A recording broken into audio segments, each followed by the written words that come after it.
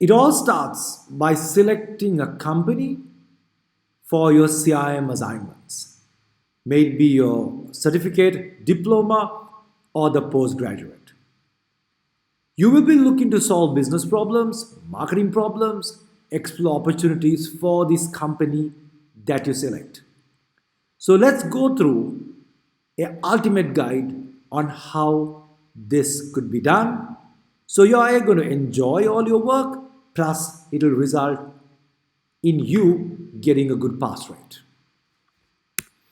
So the company you select could apply across assignments that you do. And all the research work you do gets translated into two pages, and in which one of the key areas will be the theme for this assignment.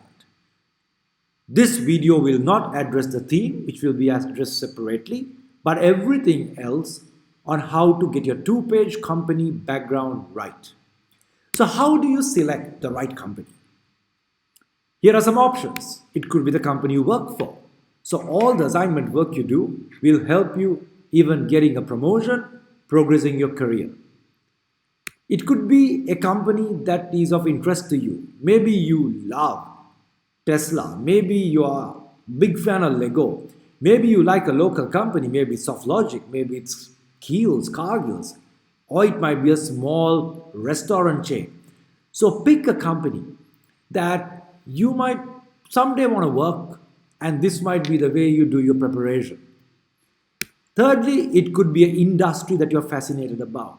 Self-driven cars, banking and finance, maybe the health sector with all that's happening with COVID and the research and development happening there, FMCG. Pick an industry that you would want to build a career someday. Whatever the choice is, you have to have access to information. Publish their websites, annual reports, press articles, the social media, or somebody you know, or maybe you work there, you need information. And at the end of the day, you got to link this company and the theme you select. For example, if you picked Cargill's versus Kiehl's, Cargill's has the largest market share in the modern trade supermarket business. In most cases, your theme to grow that company might be to retain the current customers in the current context. Whereas, let's say if it's Spar supermarket chain, which is new, their theme might be to acquire. So there has to be a link between your company and your theme. That again, we'll talk on another day. So when you select a company, all companies in this country are open for you. It could be large companies, which are common and everybody knows. It could be even a global company and the whole world is open for you. Or on the other hand, it could be a small company. In my life, I'm associated with small businesses since leaving my corporate life. Daffodil is one of them. Snipex is a sales academy, just a couple of people work there. Spinner used to be a cafe. It is still the cycling center. 5, 6 people work there. It could be an event like Ironman, an international triathlon. So we also say small is beautiful, and of course you can even do it for a small company like what I'm showing you. So a large Sri Lankan conglomerate, corporate, it could be a global brand, a global company, or a small business. But ensure it's established for a couple of years, and as I told you earlier, there has to be access to information. So let's take Spinner for an example.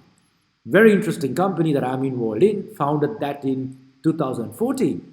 Though it's small, a lot of information is published. So as you can see, the Google presence is pretty optimized, 500 plus reviews. It's got a Facebook page, a lot of other third-party publications. So it gives you a good base for research about this company. So, choice is yours. So there onwards, you got to convert that research you do about this company to a two-page company background. So the areas that you need to cover in this two-page document are clearly elaborated by the examiner. Obviously the name with a logo, information about the company, industry, size as you could see, all the way to covering the theme. So these 2 pages is gonna score your first 5 marks. But you got to get it right.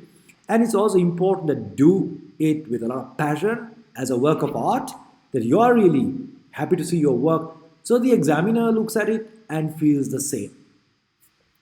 So, your assignment brief, whatever the assignment you do, will give you clarity of those areas that needs to be covered in the company background. Is generally and always under task 1A. As you can see here on the left side, it's the same for all assignments except your global marketing decision, which is at the stage 3. We call it a case study. You tend to have an extra area, and that changes most of the time year to year. And the difference is it's a one-page company background. You will find extra guidance on this in the Daffodil Google Classroom. But today we will focus on the two-page company background. So, here's what a not so good job of 2 pages look like. If you just have a look at it, you'll probably pick up what the problems are. Can you? It almost looks good, very colorful. But it doesn't meet our basic requirement. Now let's see why. Number one, the student is not giving any sources, credible sources to where the information is coming from. A lot of cut and paste from websites, annual reports. That shows you are lazy. You will have to recreate some of these diagrams than just cutting and pasting. This paragraph on the left hand bottom is a total cut and paste from annual report. You can't do that. You got to pick the key points and reword it, and of course support it with the sources. So a lot of negatives in this, though it looks colorful. Obvious points. You got to number the points. Otherwise, how do you refer to these elements later in your assignment? Easily the student could have mentioned this as 3.0, etc. So, silly errors like this you could easily avoid by going through some of this guidance. Now, if you look at a good job, this is a relatively good job. If you take a glance at it, you'll probably pick the difference between what you saw earlier and what you're seeing now. You're surely seeing something pretty analytical. A lot of numbers, which is the way we run businesses. Apart from that, the student very sharply presents the company in the first couple of lines so that anybody can get a feel of it. Very important to be concise and sharp. And sources are given for every table, every key point, which is pretty good. Thirdly, wherever that you are using certain theoretical elements like product mix, stakeholder, you can always give a reference like Kotler 1998, Mendelao. So that's good practice. Don't go and define theory, but you can give a reference. And there onwards, charts, graphs, tables, diagrams. We love charts, graphs, tables, diagrams, as long as they are supported with the illustration, such as here. Otherwise, no one's going to understand what's in this table unless you have a sharp illustration with the highlights. So, not so good job and a good job. Here's the yellow list, which gives you 9 points on what to do in an assignment. How do you get the first couple of paragraphs right so that we get what this company is? Size of the company is very important because based on the size, is a small, medium, large, blue chip, conglomerate, $1 billion company, $1 million company, 5 people company, 5,000 people company. What you do, your strategies are going to change. This helps us visualize what type of company you're talking about. So you got to really think through this and read carefully. Number the points, we already discussed it. Sources, without that, you're not going to move anywhere. Whenever you use anything theoretical like product, like stakeholders, you can always reference it. Do not cut and paste, recreate something better than what you found on the online. Make your work visual, which means charts, graphs, tables, diagrams with a short illustration. Key point, custom segment has to be justified using segmentation variables, data, size of that market. If you say millennials, what's the size of the millennial market? What are their lifestyle habits? What data do you have to support that? So you got to support this very, very sharply. Finally, the theme, we'll talk about it on another discussion, which is very important, but will give you a bit of guidance on how to get that right. at least from the amount of space you need to use for. So, this is like an architectural map of how the two pages will and should fall in line. It even gives you a sense of how you will use the spacing. As you can see, there's a lot of space left for the theme, just close to half a page. And of course, the stakeholders, your segment needs space. And I mean, this is an indicative guide, but it gives you a sense of how your work's going to look like. So let's look at an example. Just before that, remember, charts, graphs, tables, diagrams, we are big fans. So please use them effectively. That makes your work current and 2021. We don't like long, big paragraphs. But whenever you do a chart or diagram, this good work from our students who scored very well in the past, always use a very sharp illustration. That's what the left-hand side corner shows you. So, good example of somebody who did a two-page company background for ASUS. It's of an intermediate standard, a work of a student in stage 1, because initially you take a bit of time to warm up to the CIM requirements. But it's still good work, as you could see. Very thought out, sharp. There are a couple of very good things. Look at the competitor. Very well numbered.